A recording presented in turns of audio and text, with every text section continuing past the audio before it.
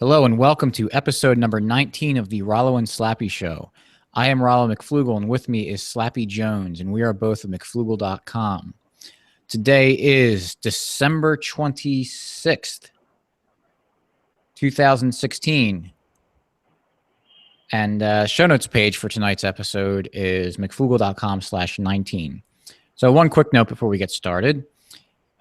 Just wanted to make a small announcement, as I've been doing the last month or so, but Bill Kristol was on Twitter kind of recently talking about how great the wars are in Iraq and everything and how successful they've been. So I figured let's show him his handiwork. Let's send him on an Iraqi vacation. But of course, he'll never take us up on that. So any money that we raise on a GoFundMe page that I set up will be donated to antiwar.com for the fantastic work they do. So please check out McFlugel.com/vacation for more details on how to donate to that. Or you can also check out the show notes page. So with that, I'm going to hand it over to Slappy to introduce the topic for tonight. Hey, Rollo. Thank you, everyone, for joining us tonight, or today, whenever you're listening. Today, our topic is going to be about soldiers in the military. Police officers or former police officers or veterans. And as many of them, believe it or not, come home from the war and become libertarians. And I guess this is a topic responding to some criticism we get, as well as a Twitter tweet we saw recently that was attacking a libertarian veteran. But can veterans be libertarian? People will often say to me, because I'm very anti-war, so what, do you hate the military or you hate our soldiers, or, and so we want to talk about that and just kind of give our thoughts on those who work for the muscle of the state, basically, or formerly did. So, Rollo, any thoughts on veterans coming home who say they're now libertarian? Can they call themselves libertarian if they were in a war? Absolutely, I think so. I think we've all. I don't think many of us were. I think we're kind of basically all born libertarian, but the way that the world is, that gets beaten out of us, and we become statists just because that's the status quo. So I certainly used to be a hardcore neocon Republican, and I actually ran for Republican office in local elections a few times, and I was not a libertarian at that point. So I think if I can do that and now be an anarcho-capitalist, a voluntarist, then I think it's perfectly acceptable for a soldier to come back and realize, what they did was wrong and want to change. I think that's actually a great thing, because a lot of people, they tend to say, what I do is right and everything I've done is right, so don't question what I do. So to admit that something that you've done is wrong, I think is a great thing, especially when it's something. Most soldiers these days are worshipped by the general populace, and general culture sees soldiers as the this honorable, incredible thing, and they're out there fighting for our freedom and everything. And when you come back, you're going to get all this applause and pomp and circumstance. So for a soldier to come back and reject that, I think is very big of him. So I think we should applaud that. And really, just to speak generally, real quick, I don't think we should necessarily scorn any soldier that comes back. I think they're mostly victims of they're being lied to. They're 16, 17, 18-year-old kids in high school, and they're getting told all this garbage about how great their lives are going to be and how it's going to pay for college, and there's all these opportunities and blah, blah, blah, blah, blah. You look back on your own life, even if you didn't join the military at that age, and think about all the crazy stuff you thought. And do we really want to judge people on their decisions when they made as a 17 or 18-year-old? So I think soldiers in general. Right. Go ahead. And I was never in the military to be judged on the things I did when I was 16 through 22-ish. made some bad choices, did some stupid things, and I don't see myself as the same person. But I want to echo what Rollo said, in that these guys are lied to. I remember being in high school. The Marines would come in. They're wearing their fancy uniforms. They look cool. Everyone cheers for them when they get off the plane, and they're heroes. The NFL games have the giant flags, and they bring the guy out during a timeout, and the whole place gives them a standing ovation. And you're looking at that guy. So you see the super athletes on the field, and you're like, yeah, but those guys just have amazing talent. And I'm only 5'6" or whatever, 100 pounds. I could never do that in a million years. But I could be that guy. That guy's just a normal guy, But he became something bigger. And that kind of mentality just seeps through the whole of society. And you got 16, 17, 18-year-old kids signing up, or at least when they're 16. I don't know if you can be accepted when you're that young. But at least thinking about it, it's all they see are these guys. And they decide to join, and we hear it all the time from veterans, Iraq veterans specifically, because most of my age range. But they say this wasn't what I signed up to do. And they signed up with the intention to defend the United States, which defending yourself and your neighbors is certainly a good thing, I would say. But they were lied about the mission. They went over there. Can they be held morally responsible?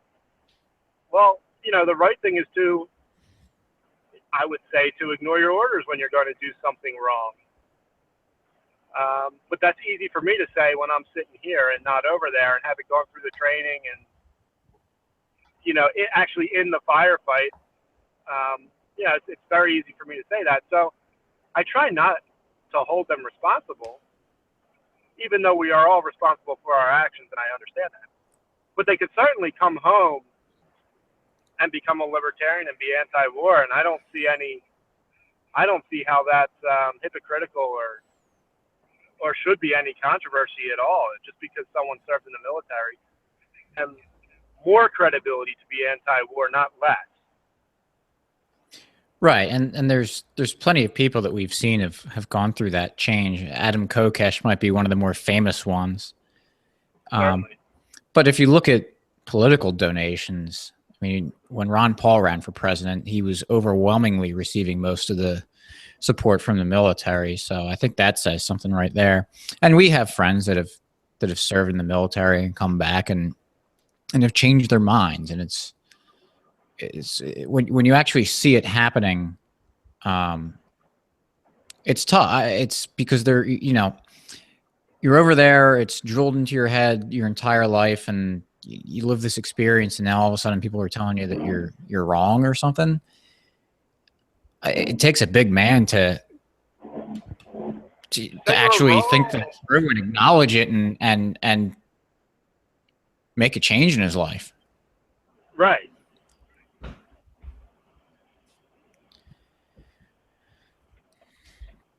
So, where was I going to take this? So the other thing too is go ahead. I was going to say, so I think if someone, because libertarians have these petty fights all the time, but if you're taking a cheap shot at someone because they had served in the military, I think that's very low, because it has nothing to do with anything. What I did when I was 18 is not who I am today. I was all about the war in Iraq when I was 18. I was a senior in high school when 9/11 happened. I wanted to sign up for the Marines, and my father talked me out of it, told me to go to college and become an all. He said, he didn't talk me out of it because he was anti-war. He talked me out of it because he said, go be an officer, go to college, go to ROTC, and, instead of being an enlisted guy, go be an officer. And things happened where that never panned out, but I would have been right there with them. That wouldn't change anything I say today. Maybe it would, but the fact that I say something today because I did something 10 years ago doesn't mean it's now no longer good because I did something 10 years ago. And I think it's a cheap shot to say that about a veteran, that you fought in a war, therefore you can't be libertarian. Right, because we can pick anything that anyone ever did that was anti-libertarian at some point. I mean, I bet you, not bet you, I can guarantee you 10 years from now, I'm going to look back on myself on a lot of things I do today and say, wow, what an idiot. I can't believe I did all that stuff. So yeah, I mean, you're either getting better, you got to continually get better and get smarter and learn more. And so I don't think I have it all figured out right now. I'm sure in 10 and 20 years, if I'm still alive, God willing, be able to look back and be like, wow, I thought I knew so much, but now look at how much I know now. Right. And another point I want to make too is that even, you know, even if the soldier or veteran's not being a libertarian, you're not just, I would say it's important to be careful with what you say too. Even if the soldier's being, you know, for lack of a better term, a little bit combative with this stuff, you don't know what the guy's seen overseas. Not that you don't want to, if he's engaging you, you don't want to, you know, engage him back. But if there's like some PTSD involved, you don't really want to be trying to trigger that. And you should maybe be careful about that. And you don't know what soldier has, you know, what PTSD or what he's seen. So I think there was a great video of Adam Kokesh during one of his speaking tours where he was given the talk at a bar, and a former soldier confronted him afterwards and like wanted to just, you know, beat the heck out of him. And he talked him down out of it. And he did it, you know, speaking very compassionately and without being aggressive or being condescending or anything. And that's difficult on our part too, because it is very, you know, talking about war and talking about the destruction that it causes and the innocent lives that it kills and all the lives it ruins is very emotional.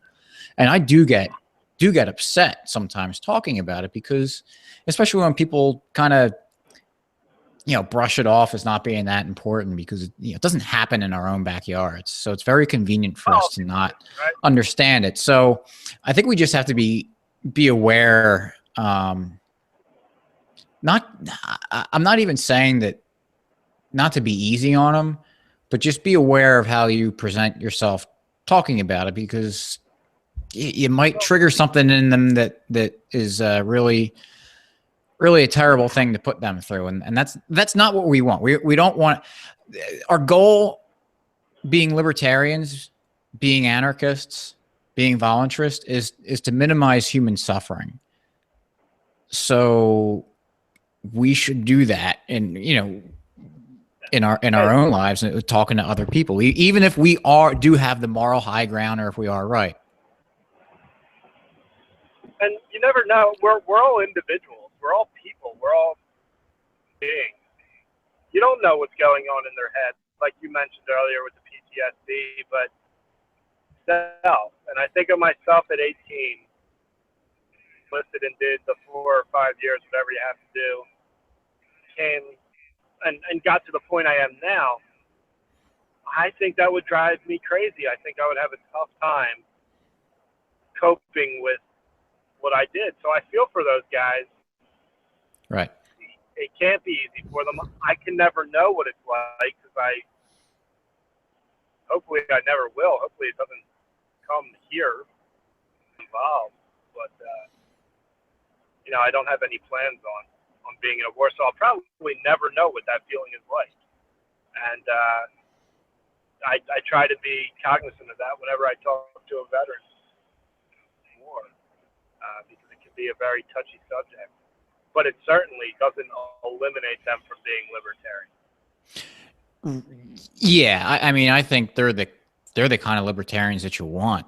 We want, because indeed, it should have. In fact, everyone should be libertarian, but right. But for a couple of reasons, they're the ones that have to climb the biggest mountain to shed all of what they've done before, what they believed in before, and join our side. And two, I think that provides a lot of credibility to the movement when you see someone who, you know, was the guy that most people worship, and, you know, he's the one saying, hey, you know what? It's easy. Well, right. I don't want to say it's easy. I don't know, but it's easy when people are giving you praise to take it. Right. Um, So yeah, when that guy turns around and says, you know what, that stuff wasn't good stuff that I did. Yeah, I think that hits a lot harder, a lot at home, a lot harder than it would be you or I saying it, because people can just dismiss us and say, oh, well, you were never over there. You don't know what it's like.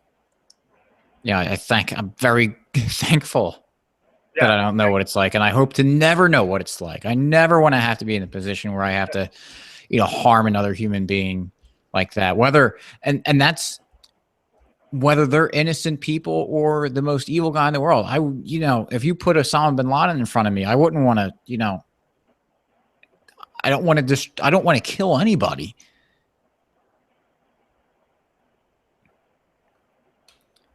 So I don't know. Have you anything else to add to this, Slappy? It's kind of a... No, I think, it's kind of a pretty, you may think it's a very straightforward, if you're already libertarian, you may get it, but we get the question a lot. Well, so what do you hate the military? Like, no, a ton of people in my family are in the military or have been in the military, and I don't hate them. It's something they did. It's something I just easily could have done. I don't like the foreign policy. I don't like the way the military is funded. But the individual people who make up the military, they're individuals. It's not a group. They're individuals, and they should be judged as individuals. And they all have their own minds, and they can all think. And if they come around, if they read Rothbard and get on board, welcome on board. Absolutely. And I think we kind of alluded to this before, but it is very honorable to want to be willing to sacrifice your own life and your own well-being to protect other people that you don't even know. So I think that the real crime is the government and the people that are taking advantage of people willing to do that and using them as pawns to do their own bidding. Exactly. Because you do have these good, I think actually, you know what? That's a positive attribute about Americans, is that when they're told the military is there for your defense, people want to do it, and they praise that behavior. Of course, they don't think through what's actually happening. Right. But why say we had a stateless society, why do you think we would all suddenly change? We would all still want to defend each other and think it's honorable to defend each other. So I think that the fact that so many people love the military, and I know there's a lot of propaganda that goes around it, but I think that's more evidence that if the state went away, we would still have people ready to defend our neighbors, ourselves and our neighbors. Absolutely. So with that, I have nothing more to add. How about you, Rala? No, that's it. Do you have any, we've been doing the last 2 weeks. Yeah, the last 2 weeks. So this was a busy week with Christmas. Right. Going around back and forth. I don't have, other than the fact that on Christmas Eve, actually, on Christmas Eve, I had no problem getting stuff. They weren't all sold out of everything, and that was nice. Yeah. Because, yeah, go ahead. I guess I thought about it a little bit. So in case you're just joining us for the first time or maybe jumping around episodes, the last 2 weeks, we've ended the episode with a little bit of a conversation about the beauties of the market and how the market works well and is maybe things we take for granted. So one thing, work has been very tough the last 2 weeks. I've been on doing long shifts, and this weekend was the first time I had off in 2 weeks. So it was difficult for me to get Christmas shopping done. But one of the ways I was able to do it was Amazon.com. And normally I subscribe to Prime to get the free 2-day shipping, which is fantastic. I mean, a couple of years ago that wasn't a thing. Yeah. Pay like $30 to get 2-day shipping a couple of years ago. Not that it's free. I mean, I pay a subscription fee, pay for it. But no matter what you order, yeah. Right. It pales comparison to what I would pay for shipping if I didn't have it. Plus, I was able to cancel my Netflix because I basically got the same thing with the Amazon Prime Video. But it was getting close to Christmas, and I wasn't sure, maybe the 2-day shipping wasn't going to work out. So I paid a little bit extra and got 1-day shipping. and it showed up on my door Friday at some point. So excellent. The market, people might complain that, oh, shipping's expensive or this product's expensive, but or if you, went out shopping Christmas Eve to the store, things were still there at, I'm sure reasonable prices given the the fact that it was Christmas Eve. Yeah, absolutely. So, there's so much bounty that we have due to capitalism and the free exchange that it's easy to maybe get frustrated sometimes because we have to pay a little bit extra, but really paying that little bit extra is what makes the world go around. And so it's nice to be able to have that option to have to pay extra for something as a matter of, convenience. I mean, how often do we complain about things because it's a little bit inconvenient? Whereas 100 years ago, or maybe someone in a third world country would look at us and say like, oh, wow, poor you. Oh, look, like last week I was talking about my car. Oh, poor you. You have a car and it's causing you a little bit of problems. That's such a terrible thing for you. So I think it's good to take a step back and see all the great things that we have, because we sure do have a lot. So with that, remember the show notes page for this episode is mcflugel.com/19. Be sure to check out our website, mcflugel.com, and subscribe to our newsletter there, or our email subscription. Haven't really put out a newsletter yet, but that's something we want to do. But it will send you emails whenever we update the website and put up a new post, which actually in the last month or so we've been doing very consistently with, what do you think? 4 to 5 posts a week? We're trying. Yeah. Oh, yeah. Definitely. At least that. And we'll keep that going. Make sure you like us. Make sure, if you like us, click like, share us. That helps us. That's what we ask for you. If you like what we're doing, please share it with your friends. Share it with your non-libertarian friends. That's who our real target audience is. Right. So we are on Facebook.com/McFlugel. We are also on Twitter. And please subscribe to this podcast. We are on iTunes and Stitcher. All of these links are on the show notes page, as I mentioned, mcflugel.com/19. So with that, have a great week, and we will see you next time. Peace.